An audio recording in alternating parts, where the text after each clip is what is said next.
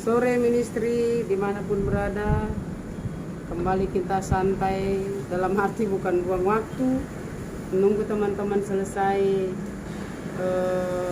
untuk kita pulang dari tempat ini karena kita habis baptis. Dan teman di sini ada mualaf, terus balik lagi puji Tuhan. Coba kalau nggak balik lagi menjadi apa? Hari ini mari kita dengar bagaimana beliau setelah merasakan kebenaran-kebenaran yang mengubah, yang betul-betul dahsyat, spektakuler, membentuk dan menyatakan hal-hal yang luar biasa yang sulit sekali untuk dijelaskan. Kita tanya langsung sumbernya, apa yang dirasakan setelah mengikuti pemuritan di kelas belajar Alkitab online gratis. Dan kita berharap menjadi berkat bagi banyak orang. Silakan.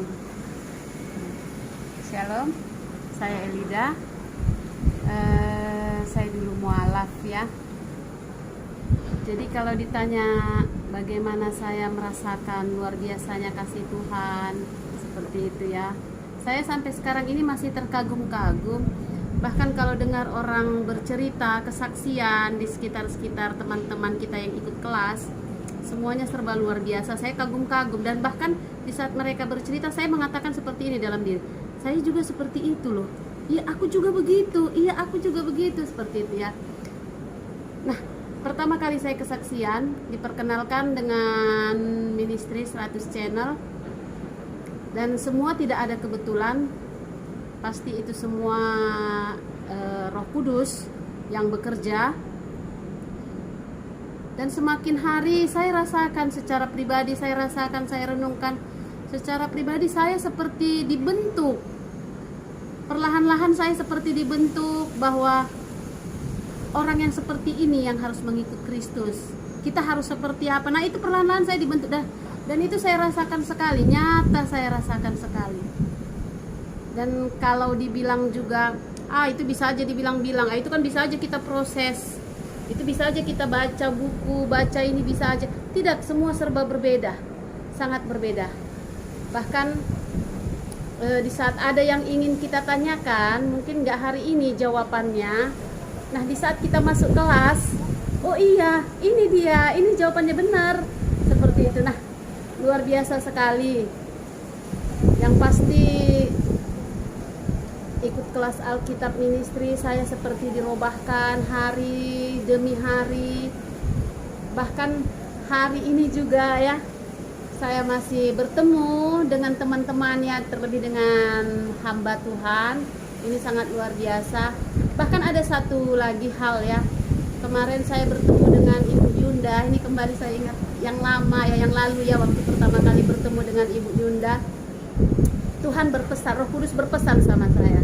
Dengan keegoisan saya, kadang kesombongan, di situ ada pesan bahwa saya harus hidup seperti Ibu Yunda ini untuk mengasihi orang, siapapun dia, dimanapun dia, walaupun kau tidak kenal dia. Begitulah cara kita mengasihi orang lain. Karena sebelum kita mengasihi orang lain, Tuhan sudah duluan mengasihi. Amin. Itu sangat luar biasa. Itu pesan yang saya dapat dari Roh Kudus. Saya harus seperti itu. Dan saya sadari secara nyata, saya malu sebenarnya menghadapi Ibu Yunda waktu itu. Bertemu lagi dengan Ibu Meli, Ibu Rina. Wah, semua semakin nyata kasih Tuhan. Pembelajarannya itu bukan mesti ada teorinya. Nggak mesti, oh ini level pertama kita harus seperti ini. Jadi anak Tuhan harus, enggak. Semua mengalir. Bahkan diperkenalkan kita dengan orang yang tidak kita kenal. Dan dari situ perjalanannya kita seperti diingatkan kembali, haruslah kita seperti itu. Dan hari berikutnya lagi ada pertemuan dengan mereka teman-teman kita yang di kelas Alkitab ya. Wah, semakin luar biasa. Di situ secara nyata kita harus menjadi anak Tuhan, putra-putri kerajaan sorga, harus kasih kepada orang lain walaupun kita tidak kenal. Itu yang saya dapati di kelas ministry. Ya, sedikit saya tambahin Bapak Ibu. Orang Kristen itu rindu masuk surga. Bahkan semua orang, oke lah saya bicara tentang Kristen masuk. Tapi ada satu fenomena yang orang Kristen tidak tangkap, tidak pahami.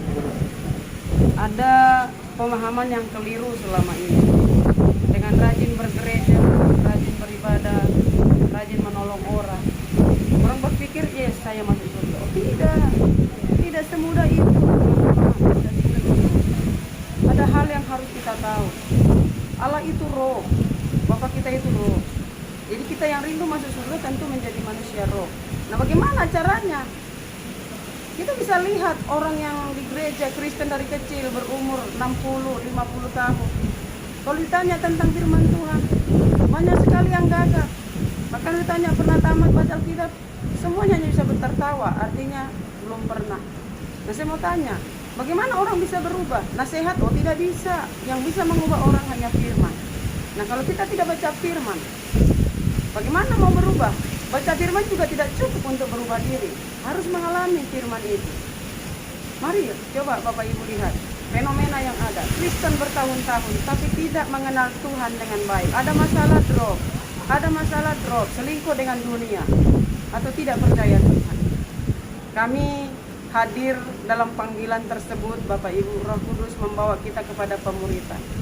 Bukan hanya tahu firman, tapi harus mengalami firman. Itu target Tuhan. Siapa yang mengalami Tuhan, dia mengalami kemenangan. Hadir di dalam ministry 100 channel setiap hari, Bapak Ibu, gratis. Kami pakai konsep kerajaan surga. Kami tidak butuh uang, Bapak Ibu. Kami hanya mau lakukan amanat agung Bapa yang Tuhan berikan kepada kami. Terima kasih, mari bergabung.